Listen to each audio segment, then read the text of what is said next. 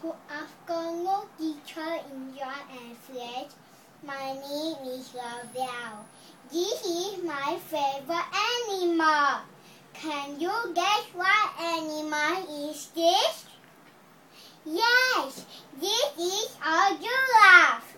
Do you know that giraffe is the colorless animal in the world? It is so cold that it carries the tree. So giraffe eat mostly leaves from cold trees. Giraffes stand up all the time. They stand up even when they sleep or give birth. Besides this, giraffe is also one of the fastest animals on earth. Giraffe eat less than 4 hours a day. The giraffe can live up to 28 years. I like giraffe because it is calm, gentle, and beautiful.